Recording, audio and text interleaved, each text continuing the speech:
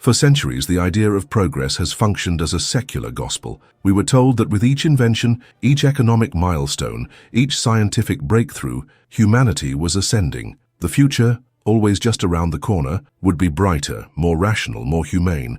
Diseases would vanish, labor would ease, suffering would decline, and above all, meaning would naturally arise from comfort. But that promise has quietly collapsed. Despite unprecedented levels of technological development, global connectivity and material abundance, the human spirit seems increasingly fractured. People live longer, yet feel more exhausted. They have more tools than ever to optimize life, yet struggle to find reasons to live it. If progress was meant to fulfill us, why does so much of modern life feel like survival dressed up in sophistication? The truth is that something fundamental was overlooked. In its obsession with fixing the external world, modernity failed to understand the interior one. It mistook convenience for contentment. It believed that the elimination of obstacles would naturally give rise to joy. But when friction disappears, so too does the opportunity for depth. Ease extended too far breeds apathy, not peace. Progress was never inherently misguided, but the framework that defined it was narrow. It saw the human being as a mechanism to be streamlined, rather than a mystery to be honored. And in doing so, it confused evolution with elevation. We learned how to move faster, but not where we're going. We learned how to communicate instantly, but forgot how to speak meaningfully. We made everything easier and lost the ability to sit with difficulty.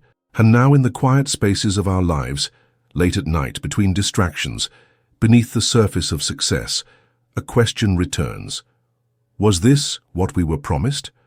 Or did we inherit a story that never asked who we really are, only what we could produce, buy, and measure?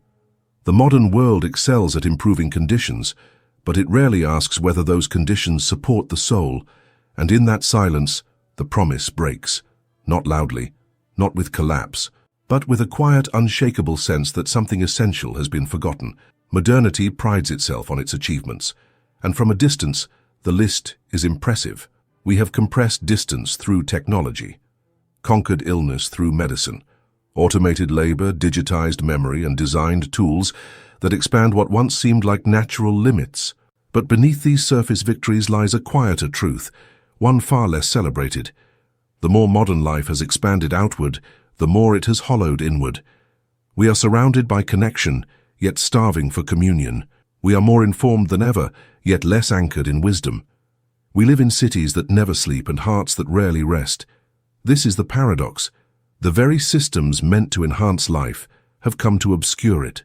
Productivity was meant to free us. Instead, it has chained us to cycles of endless motion. Connectivity was meant to unite us.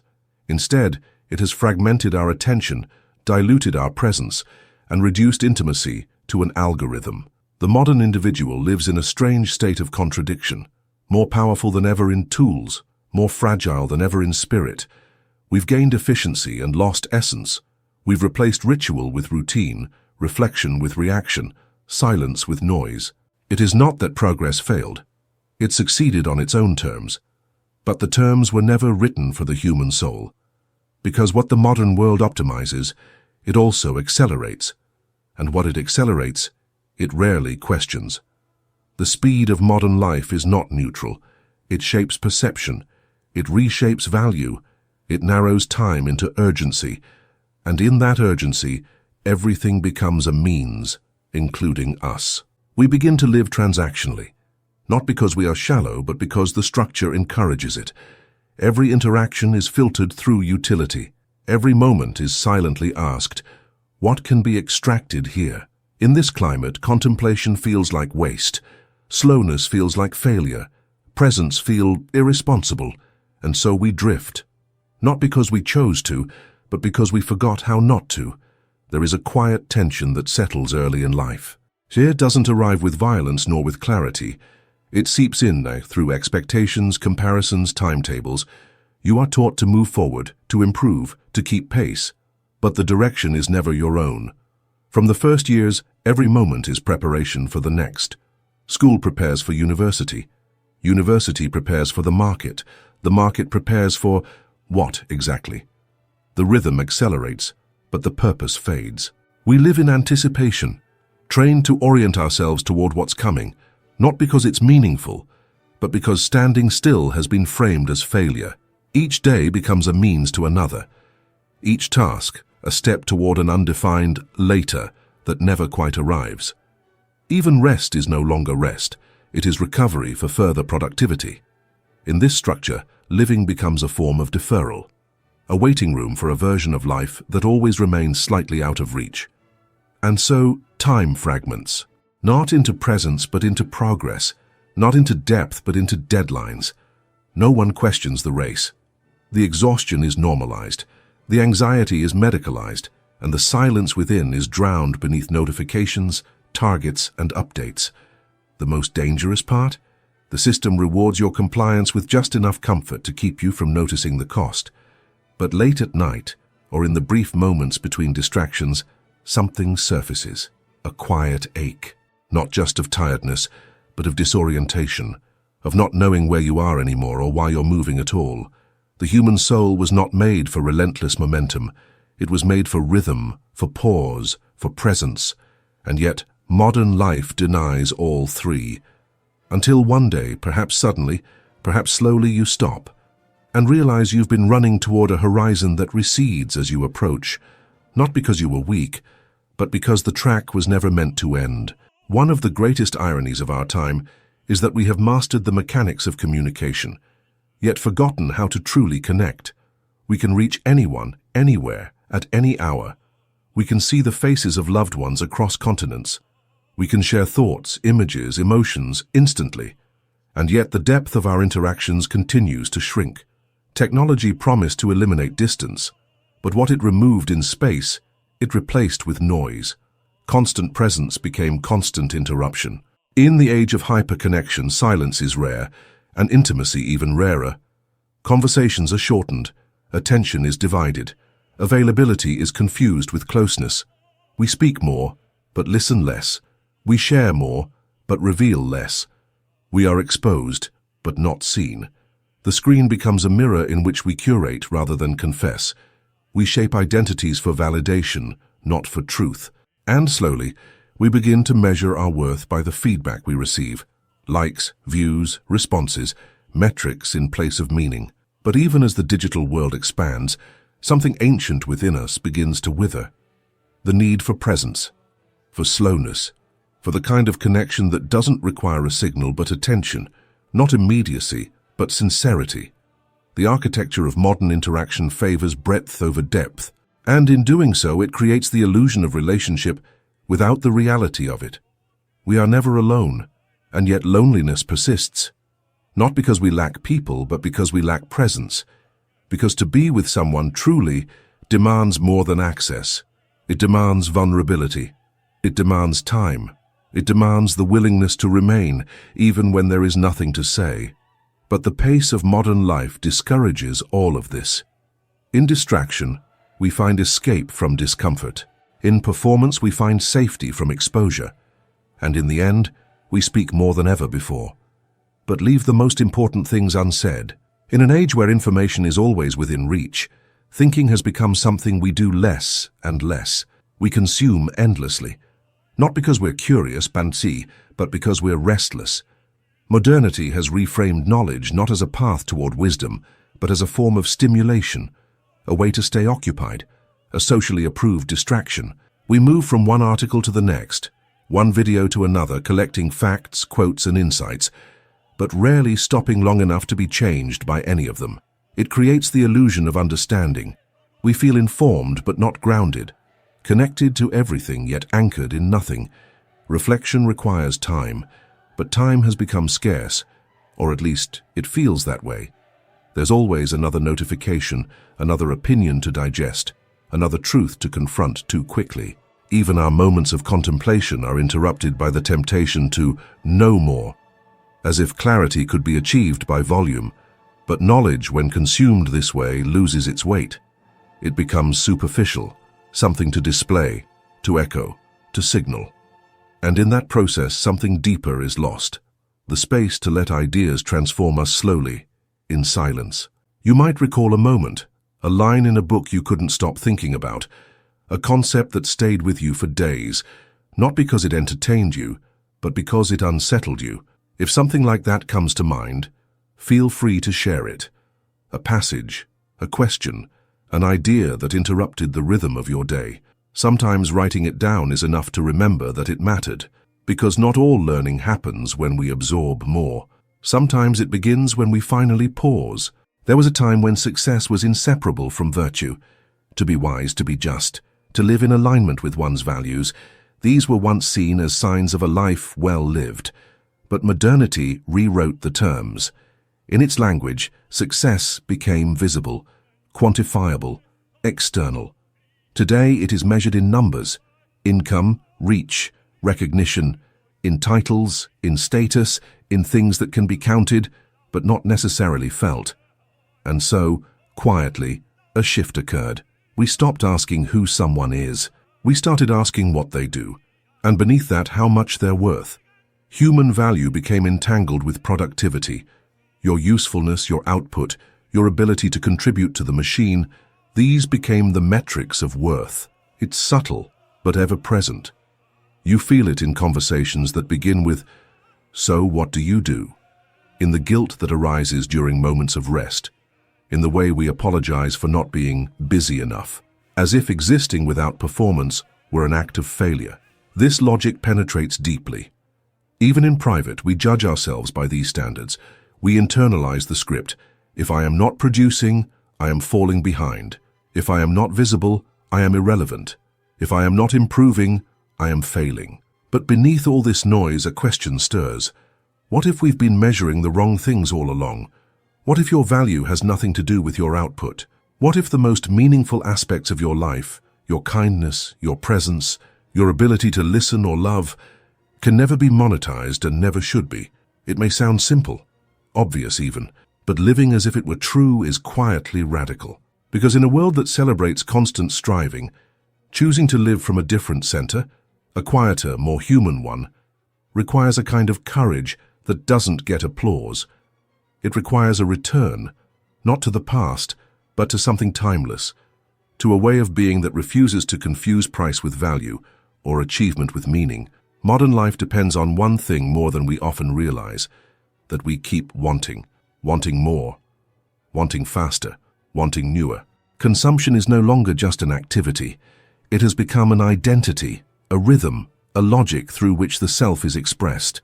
We are not only encouraged to buy, but to see in what we buy a reflection of who we are or who we ought to be. A product is rarely just a product.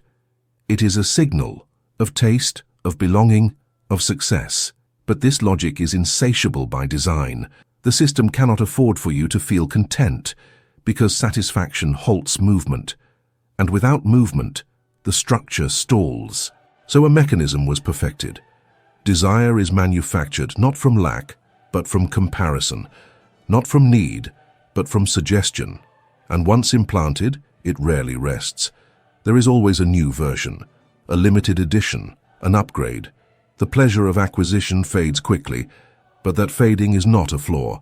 It is the feature that sustains the cycle. We are taught to soothe discomfort with consumption, to reward effort with consumption, to express love, identity, rebellion, all through the act of buying. But in the background, something quieter is lost, the ability to be with ourselves without reaching outward. And slowly, this shapes more than our habits. It shapes our perception of fulfillment. We begin to ask, what do I need next, instead of why do I feel empty in the first place? You may have experienced this, buying something that felt essential in the moment, only to forget why it mattered a day later. If that's ever happened to you, you're not alone. Recognizing the pattern is the first quiet rebellion, and in a world built on perpetual desire, even stillness becomes an act of resistance. One of the most subtle losses in modern life is time, not measured in hours or days, but in presence. We live surrounded by clocks, calendars, countdowns. Time is tracked, optimized, scheduled. And yet, in all this precision, something essential has slipped through. The experience of now. The present moment has become a corridor, a means to an end, a space we pass through on the way to something else. We work for the weekend. We plan for vacations. We delay joy until conditions feel just right, and then move the goalposts again. The future becomes a place where meaning is postponed. But the future, when it arrives, often looks just like the moment we ignored to reach it. The structure of modern life rarely permits stillness, and when it does, we often don't know what to do with it. Silence can feel unfamiliar, boredom unbearable. So we fill the space, we check a device, we open a tab, we keep moving, not always because we need to, but because we've forgotten how not to. The result is a quiet disorientation, a sense that life is passing even as we stay busy living it. But the truth is simple. Life does not happen in retrospect or in anticipation. It happens here, in this breath, this step, this glance. And while the world urges us to accelerate, the soul only speaks in the language of presence. Modernity elevated the individual, not as a being in relationship, but as a self-contained unit. Independence became virtue, self-sufficiency a moral imperative. Needing others began to feel like a flaw, something to outgrow, to conceal, to overcome. And so we adapted. We learned how to navigate life without asking for help, how to present strength even when we felt hollow, how to carry everything alone, proudly, silently. But beneath this performance of autonomy, something human has withered, because connection is not optional. It is not a luxury for the emotionally weak. It is a basic condition of being alive. The more we idealize independence, the more we normalize isolation. We build lives where no one sees behind the curtain. We share space, but not selves. We move among crowds, yet feel unseen. And in the quiet moments, after the noise has settled, we begin to feel the cost. Loneliness today is not always loud. It does not always look like solitude.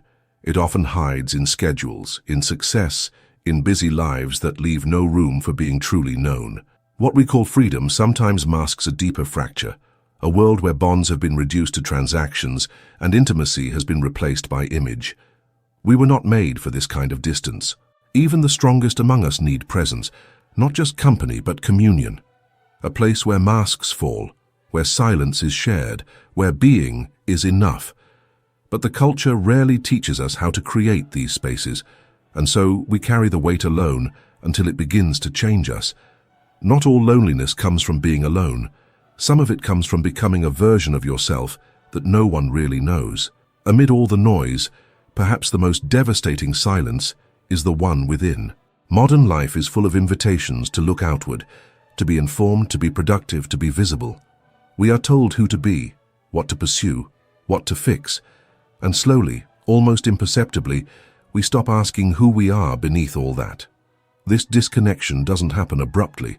It unfolds over time, through compromises, distractions, and the slow erosion of solitude.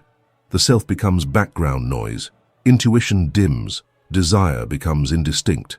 We continue forward, driven by momentum more than intention, and yet there are moments when the absence becomes noticeable, not in crisis, but in quiet. A sudden pause, an ordinary day that feels strangely empty, a sense that life is being lived, but not by you. The world encourages us to seek meaning in outcomes, achievements, recognition, belonging. But these are reflections, not foundations. Without a connection to the self, even success feels hollow. Even love feels unstable. Even peace feels temporary. This is not just a spiritual concern, it's existential. Because when we lose the thread of who we are, we begin to inhabit roles instead of lives. We perform stability while feeling lost. We mirror expectations instead of truth. And the longer this distance grows, the harder it becomes to return. To reconnect is not easy. It requires stillness. And stillness is where the world becomes loudest. But until we turn inward, we live in exile from the only place where real clarity can emerge, not in the image we present, not in the approval we gather, but in the silent, undistracted company of ourselves. It is tempting to believe that the discomfort we feel is personal, that our exhaustion is a flaw in our discipline, that our disconnection is a result of poor choices, that our restlessness is something to be fixed with better habits, better goals, better routines. But what if the source is deeper? What if the system itself, the one we are asked to function within, was never designed with human well-being in mind. Modern structures are efficient, but efficiency is not wisdom. They are scalable, but scale does not equal depth.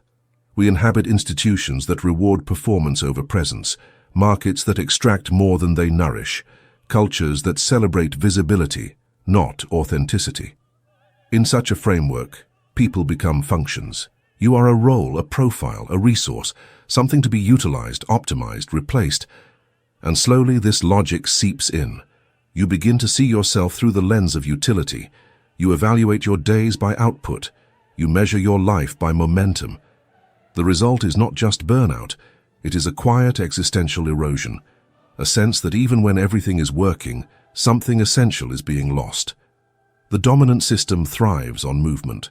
It cannot afford for you to pause and ask, why am I doing this? Who does this truly serve? What has this way of living cost me? Because those questions are dangerous, not to you, but to the machinery that depends on your unquestioning participation. And so distraction is normalized, doubt is pathologized, stillness is branded as laziness, silence as irrelevance. But beneath the structure there is a quiet truth. If the system requires you to disconnect from yourself in order to function, then the system is not broken. It is doing exactly what it was built to do. And maybe the courage we need is not to fix it, but to stop pretending it was ever built for us. When the illusions fall away, the promises of success, the distractions of progress, the noise of constant movement, what remains? A quiet space, uncomfortable at first, but honest. It is here that something real can begin. Not a revolution, not a grand escape, but a return. A return to the self before the roles, to the voice that speaks beneath the noise, to the presence that needs no validation to exist. Reconnection doesn't come all at once. It comes in fragments, in small acts of honesty, in choices made without an audience, in the courage to live by values that no longer need to be explained. To be authentic today is not a brand, it is a risk. A risk of being misunderstood, a risk of being alone, a risk of no longer fitting into a life that was never truly yours. But it is also the beginning of peace. Not the kind sold in retreats or routines, but the kind that grows quietly. When you are no longer at war with yourself, you don't need to abandon the world, only the version of yourself that was built to survive it. And maybe that's where this ends, or begins. If any part of this reflection stayed with you, write it down below. Not for approval, just to give shape to the silence you've carried. And if you feel called to keep exploring this path, subscribe. Here, the goal is not to escape reality, but to face it with more clarity, more truth, and more presence. Because in a world that demands performance, authenticity is the quietest and rarest form of power.